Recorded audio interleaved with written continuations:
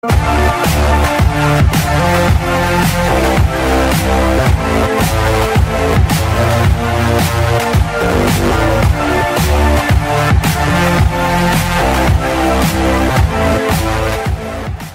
everybody, thanks for tuning in to my channel again. This is Mary from Mary Cosplay, and for the first time ever, I have got a guest on my channel. This guest happens to be a very good friend of mine who is a fellow cosplayer. She's a D&D expert, and she's also a game lover like me. Say hello to Kayla.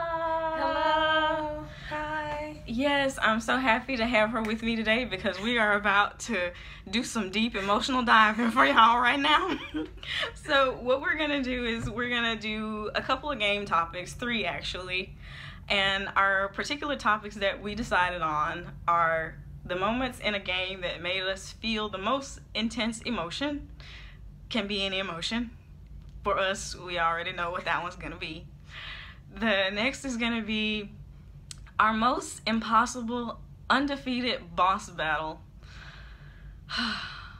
Okay, that might as well be like more deep diving emotions, but okay. But we're gonna finish up with games that were not very well received, but we liked a lot personally. So let's get this show on the road. First off, we're gonna do a moment in a game that made us feel very intense emotion. Kayla, you wanna go first? I'll go first. Okay. All right. This comes from Final Fantasy IV, or in America we say Final Fantasy II. Okay. Where 2 characters, Palom and Param, who were twins, who were children. Oh, I don't like when this basically sacrificed themselves for the good of the group. Oh, so my God. You get to a point in the game, and these are very likable characters too. That's what hurt the most. And they were children, and they were fun. They interacted with each other. They argued. They were great. I really loved them. And they were twins. Who doesn't like Were that? they boys or a boy and a girl? Boy and a girl. Why am I think of like the Thunder Kittens right now? Almost. They could be a Wilder Kid and a Wilder Okay. Kid.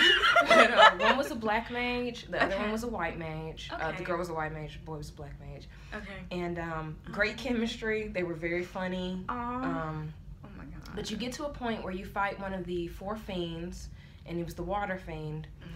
And after you kill him, he has one last trick up his sleeve, and it's to send a wall in to crush the entire group to keep you from escaping. So what they do, they hold the sides of the walls. The walls are still pushing in, you know, to squash everyone else in the group. Oh no.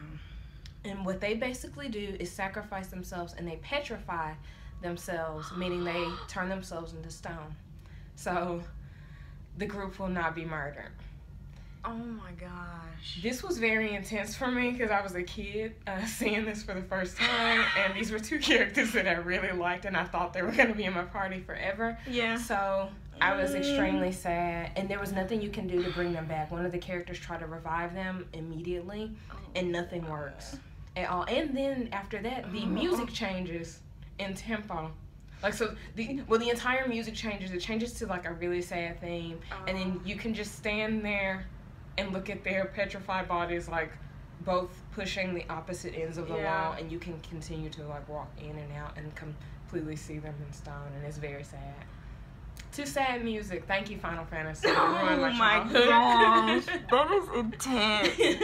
Oh my gosh. That's horrible. Yeah. I would have been... Oh, girl. Yeah, sad. I would have been sobbing. I did. Okay. I cried. And my mom was like, if the game is making you cry, why are you playing it? She didn't understand. I was like, because it's good. There's still story left. Yes. Yeah. Okay. Oh, wow. What's yours? Mine comes from, and do not make fun of me. No, I'm you not. can. You I'm can. not. You I'm can. You not. totally can. Who, me? Yeah. Alright, go.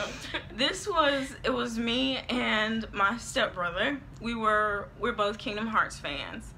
And so we were more watching than playing because Kingdom Hearts 358/2 days is not so much as a game as it is a movie.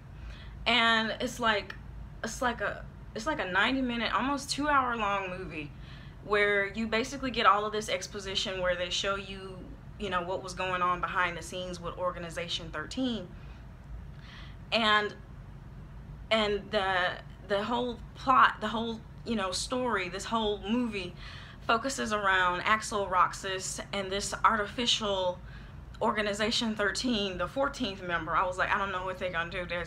They're called Organization 13, and they just brought in somebody new. Like, what the hell is going on? But foreshadowing, yo. And so they bring in this 14th member, and like this girl named Shion like immediately bonds with Roxas and Axel, and like, you know, they're like the youngest members of these people who are not people, doing all the wrong things for the right reasons. And so you get to see like their friendship just blossom. Like, they don't know a damn thing about the world. They just know to do missions, this clock tower, and ice cream, and that's all they know, literally. And they know that they are friends despite the fact that they supposedly don't have hearts, don't have feelings, don't have emotions. And the three of them have created this deep and lasting friendship, and they're so happy with each other. They're like, oh, we're gonna be together forever. And that could not be further from the case. So after, you know, it was a crippling blow to their trio when Shion died, for all the right reasons. It was still sad as hell, but she needed to go. It was unavoidable. But oh my god, it was unavoidable to everybody else's life. She needed to go, but it was so freaking horrible. And so then now their trio is down to a twosome, and Axel is like, he's very like paranoid that like in a minute like all of my friends are gonna be gone. Like, I don't know what to do, but he's still trying to be like his happy, upbeat, perky self, got it memorized and all that jazz. And so then Roxas up in one day, of course anybody who's played the game know what transpires to lead Roxas to his decision to betray the organization and merge with Sora once more. And just Axel's first, his outrage that Roxas would do this to him. Like, you know, it was three of us, now it's just you and I, like, we only have each other now. Right. And like, and you're choosing to leave me behind.